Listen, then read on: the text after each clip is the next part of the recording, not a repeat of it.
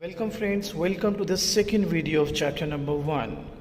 If you still haven't watched our first video, it is highly advisable that you do so. आइए शुरू करते हैं second video. हमारा पहला टॉपिक है difference between book keeping and accounting. Class में हम सीख ही चुके हैं, तो एक क्विक रिवीजन के लिए ये वीडियो हम आपके लिए बना रहे हैं। It is concerned with identifying financial transactions and event, measuring them in money terms, recording and classifying them. तो बेटा सबसे पहले आप इमेजिन करिए, आपको पता लगा कि सेल्स हुई है इतनी, एक्सपेंस हुआ है इतना, और पता लगा कि दो आपस में वर्कर्स लड़ाई कर रहे हैं, उनके बीच में लड़ाई हो गई। तो आप बताइए, अगर आप बुक कीपर हैं, बुक कीपर मतलब आपको बेसिकली 4 काम करने हैं। आइडेंटिफाई करनी है फाइनेंशियल ट्रांजैक्शन, मनी टर्म्स में मेजर करना है, रिकॉर्ड और क्लासीफाई करना है। इसको डिटेल में भी अभी मैं आगे बताता हूँ। तो एज अ बुक कीपर मैं आइडेंटिफाई करूंगा मेरा बच्चा कि मेरे लिए फाइनेंशियल ट्रांजैक्शन कौन सी है। सेल्स यस, एक्सपेंस यस, 2 मजदूरों में लड़ाई हो गई नो। तो सबसे पहला काम आइडेंटिफाई करें कौन सी फाइनेंशियल ट्रांजैक्शन और इवेंट है, then measuring them in money terms. अब मैंने कहा सेल्स कितनी हुई, कहता है बड़ी अच्छी सेल हुई है, बड़ी शानदार सेल हुई है।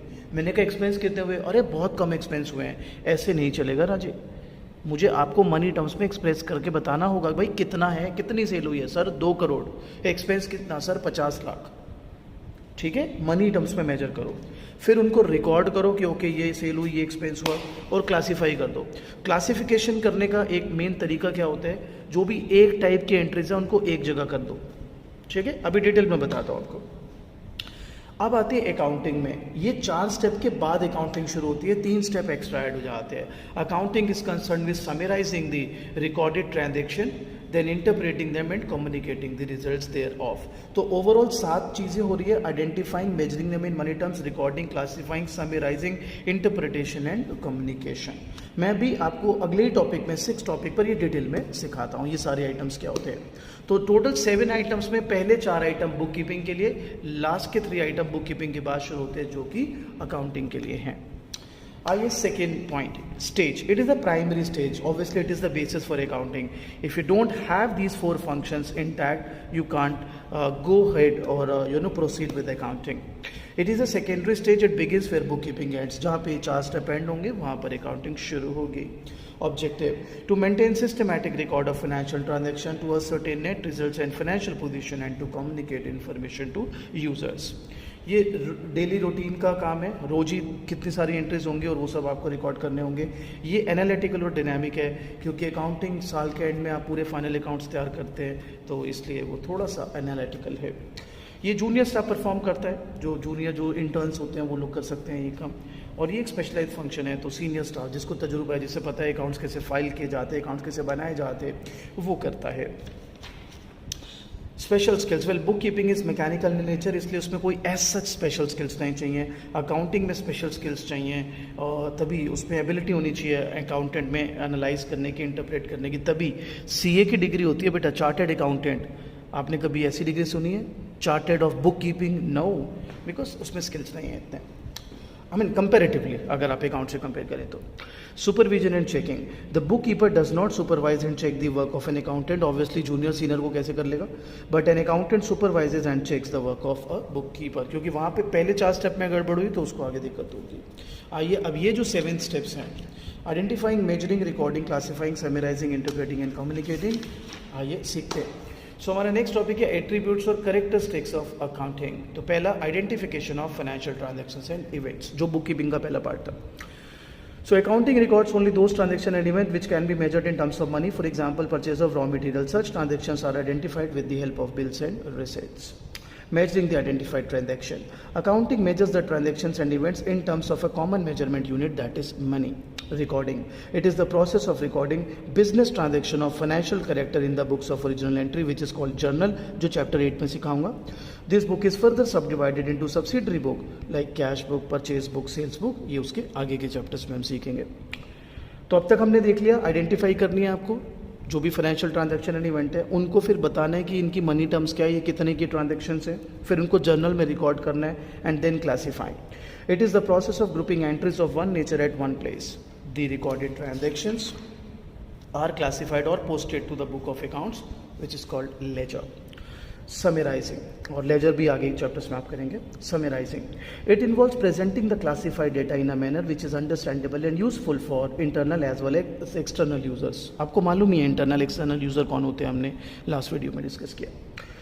अब इसके अंदर क्या बनता है, इसके अंदर बनता है trial balance, trading and profit and loss account, balance sheet, जिसे हम फाइनल अकाउंट्स कहते हैं, जो आप सीखेंगे चैप्टर 18 में। तो अब तक आप देख सकते हैं फीचर्स के अंदर, एट्रीब्यूट्स के अंदर, identification of financial transaction, measuring, recording, classifying, summarising and now analysis and interpretation. It is carried out so that the users of financial data can make a meaningful judgment of the profitability and financial position of the business. Then communicate करते हो आप result users को.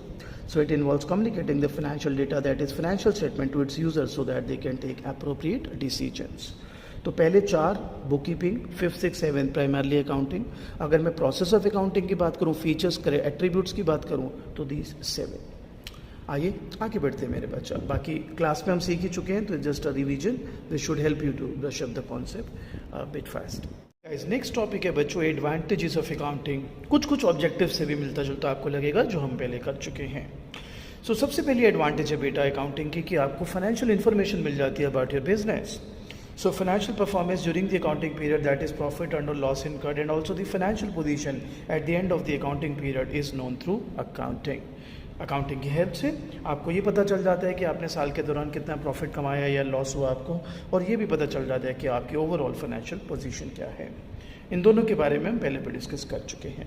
Replaces memory. देखिए आप कितने भी sharp हो, आप सारी फाइनेंशियल ट्रांजैक्शन को याद नहीं रख सकते कि कब किसको पैसे दिए, कब किससे कितने पैसे लेने हैं. सो उसके लिए अकाउंटिंग ज़रूरी है. Replaces memory. A systematic and timely recording of transaction removes the requirement to remember transactions. जब आपके पास अकाउंटिंग रिकॉर्ड होगा तो आपको याद रखने की ज़रूरत क्या है, आप उस रिकॉर्ड से चेक कर सकते हैं. Comparison. A systematic record helps a businessman to compare one year result with those of other year and also with other businesses. आपको याद होगा हमने टर्म्स पहले वाले वीडियो में समझी थी, inter firm comparison and intra firm comparison, तो उसी की यहाँ पर बात हो रही है. Statement of tax liabilities. A systematic record immensely helps in settlement of income tax and GST liabilities since it is a good evidence of the correctness of transaction. कि आपके पास अगर फाइनेंशियल ट्रांजैक्शन मौजूद है और अच्छे से मेंटेन्ड है, उसके बेसिस पर आप आपकी टैक्स लायबिलिटीज़ को पे कर सकते हैं. Assistance to management. सो मेरा बच्चा असिस्टेंस टू मैनेजमेंट भी आप ऑलरेडी कर ही चुके हैं. आपको पता है मैनेजमेंट बहुत सारे डिसीजन लेता है और उसको ऑलमोस्ट काफ़ी हर डिसीजन में ही उसको ज़रूरत पड़ती है अकाउंटिंग इन्फॉर्मेशन की. So, assistance to management. The management makes business plan, take decisions and exercises control over the affairs of the business on the basis of accounting information. Limitations.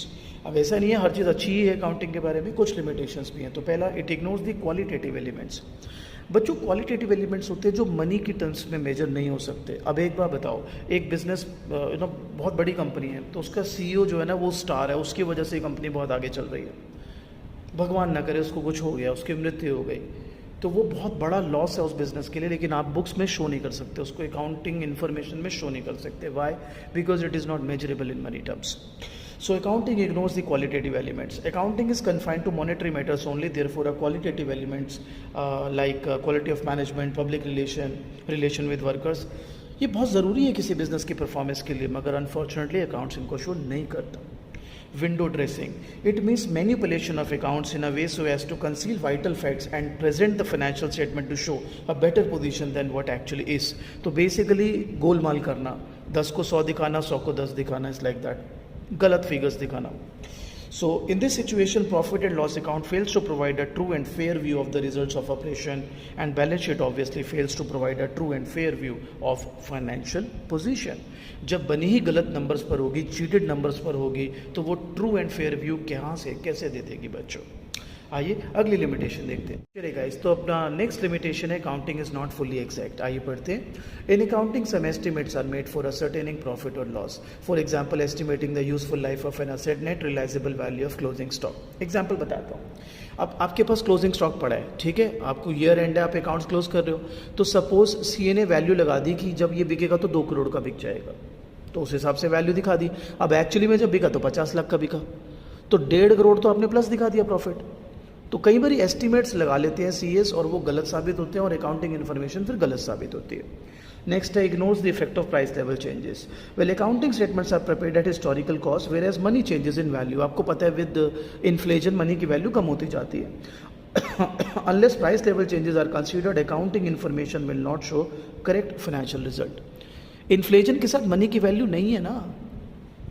आपने एक asset ली suppose 10 lakh रुपए की, over a period of time आपके हिसाब से उसकी value suppose आज 4 लाख है, 6 लाख की डिविजन हट गई, लेकिन हो सकता है उसकी बहुत कम हो वैल्यू, क्योंकि नई नई चीज़ें आ जाती हैं, नई मशीनें आ जाती हैं। सपोज उससे बेटर एडवांस मशीनरी 1 लाख रुपए में अवेलेबल हो मार्केट में। तो इन अ वे मतलब बहुत सारी चीज़ें हैं, बट यहाँ पे स्ट्रेस ये है कि इन्फ्लेशन को भी कंसीडर करो, मनी की वैल्यू को भी कंसीडर करो जो over a period of time change होगी। Unrealistic information. Accounting information are prepared following the accounting concept and convention, जो चैप्टर 3 में सिखाऊंगा। उसमें एक कॉन्सेप्ट है जिसका एग्जाम्पल यहाँ ले रहे हैं। For example under the going concern concept it is taken that business shall continue for a long period. हम ये एज्यूम करते हैं कि हमारा धंधा लंबे समय तक चलेगा।